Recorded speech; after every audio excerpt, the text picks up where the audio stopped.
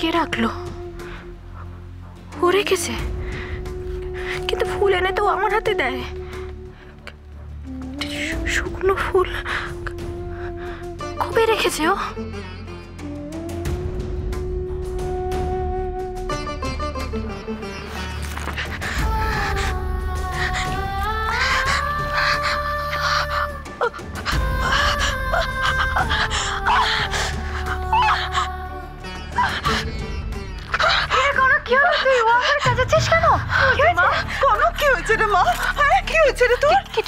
কিছু হয়নি। তোমরা আরে শোন না, আমরা তো তোর কাছেই আসছিলাম দেখা করার জন্য, কিন্তু হঠাৎ শুনতে পেলাম তুই চেঁচাচ্ছিস। কি হয়েছে কনক? হ্যাঁ কি হয়েছে রে? হ্যাঁ ও বুঝেছি বুঝেছি। হয়নি মামি, গোলাপের কাঁটাটা ফুটেছে রে। ইস ইস কি কাণ্ড বাঁধিয়েছিস, দেখ দেখিনি। ও কাঁটাটা বার করেছিস? দেখিস বাবা, আবার পুরনো কাঁটা ফুটে বড্ড বেশি যন্ত্রণা দেয় রে মা। কিছু হয়নি মামি, ঠিক আছে আমি ঠিক আছে, লাগছে না। ঠিক আছে বললে তো হবে না রে মা। হ্যাঁ ঠিক আছে বললে হবে? মলম টলম কোথায়? মুখ ধুয়ে দেখ না, মলম দে, মলম লাগিয়ে দে। কিছু লাগবে না দিদি ভাই, দিদি ভাই কিছু লাগবে না, আমার মলম টলম কিছু লাগবে না। এই শোন শোন, দেখি দেখি দেখি দেখা। আরে তুই একটা পুরনো শুকনো গোলাপ নিয়ে কি করছিস? দে দে, আমি ফেলে দিচ্ছি। আরে বাবা, তোর যদি গোলাপই লাগে দাদা ভাইকে বল, এক্ষুনি 1 বছর টাটকা গোলাপ এনে দেবে তোর জন্য। দে দে দে। দিদি ভাই না না থাক এটা। আচ্ছা ঠিক আছে, সেটা না হয় রাখলি, কিন্তু ব্যথা ট্যাথা করছি না তো? হ্যাঁ জায়গাটা খচখচ করছে, খচখচ করছে। এইটুকু ব্যথা আমার কষ্ট হয় না মান। আচ্ছা ঠিক আছে, অনেক হয়েছে, তুই আয় আয় এখানে। দিদি ভাই আয়, বসবি, আয় চুপ করে বস এখানে, চুপ করে বস বস। হ্যাঁ বস। কই দেখি দেখি দেখি। ও দাঁড়া।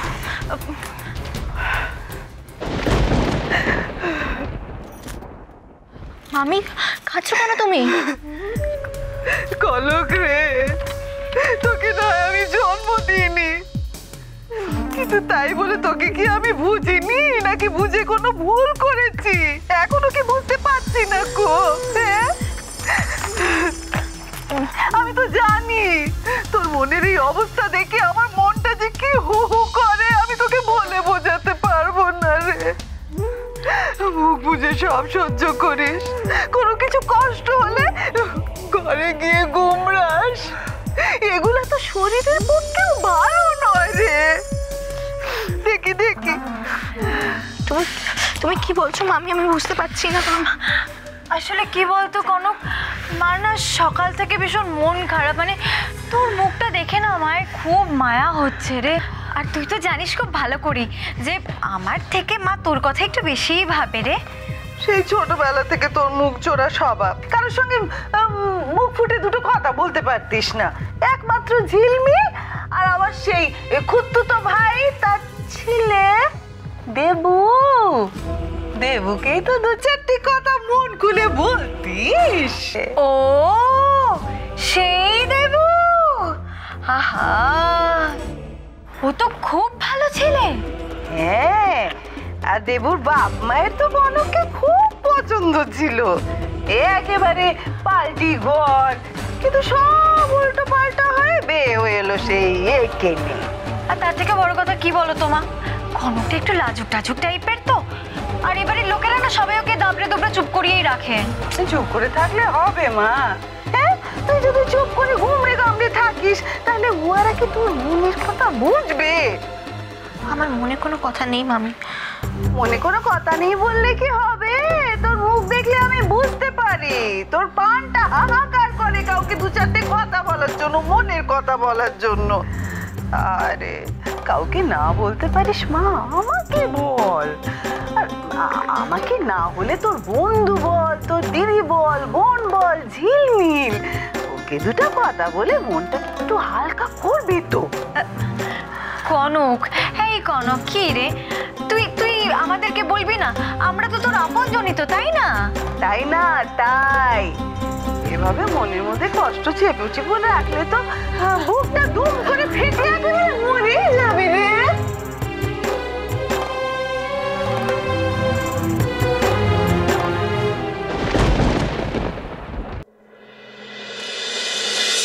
সরি জেঠুমনি, একটু লেট হয়ে গেল আমার।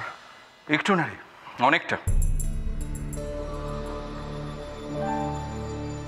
তুমি পেপারসগুলো রাখো, আমি দেখে নিচ্ছি।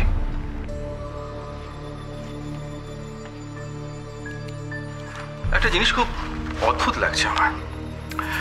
তুই আমাদের মধ্যে সব থেকে বেশি কাজ পাগল, পারলে ঘড়ির কাঁটার আগে ছুটিস, সেই তুই এত কি ব্যাপার বলতো? Any any problem? আমি একটা কাজে আটকে গেছিলাম।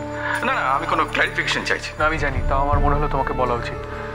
তোমার মনে হতেই পারে আমি হয়তো... হ্যাঁ, আমার মনে হওয়াটাই তো তোকে বললাম। তবে তবে কি জানিস, আমি সেই আগের সাত্বিককে বড্ড মিস করছি।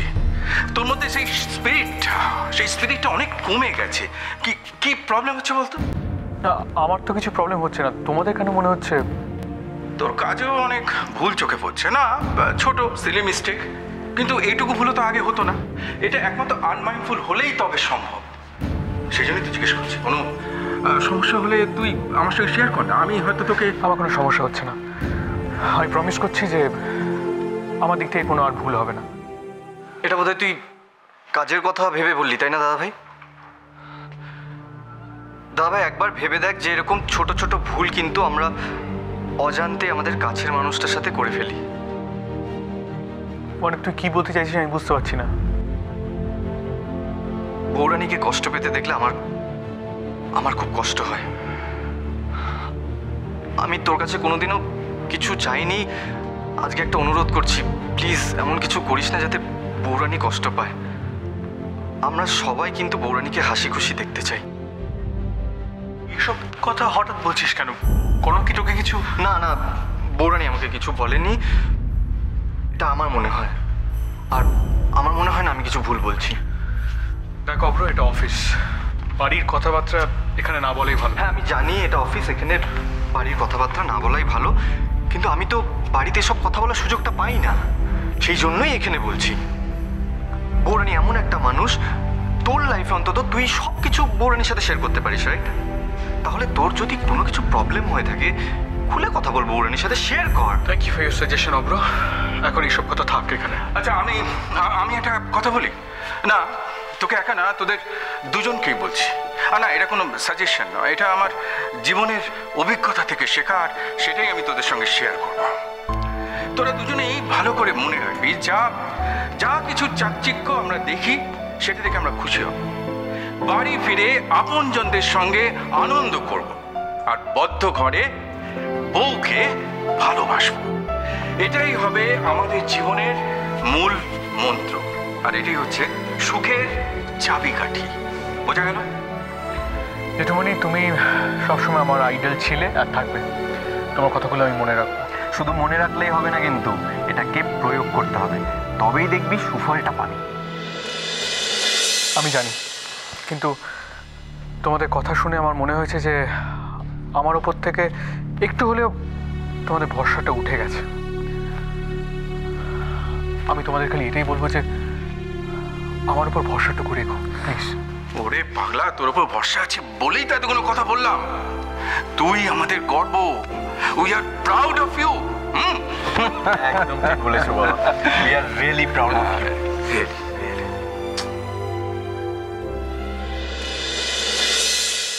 কাঁদিস না মা, কাঁদিস না। চোখে এভাবে জল দেখে আমার মনটা যে হাহাকার করে ওঠে মা, সেটা বুঝিস না গো। কনক, আরে তোর কি হয়েছে আমাদেরকে একটু বলই না রে বাবা। হ্যাঁ, এভাবে কেটে কেটে কোনো লাভ আছে বলো? আর তাছাড়া তোর মুখের হাসি তো আমরা দেখেছি রে বরাবর। এই কনক, কনক এদিকে ঘোর ঘোর। এই আচ্ছা, কি এমন হলো যে তুই হঠাৎ এইভাবে? ইস কনক, এবারের বৌরানী হওয়ার পরেও তুই এইভাবে চোখের জল ফেলছিস রে? হ্যাঁ,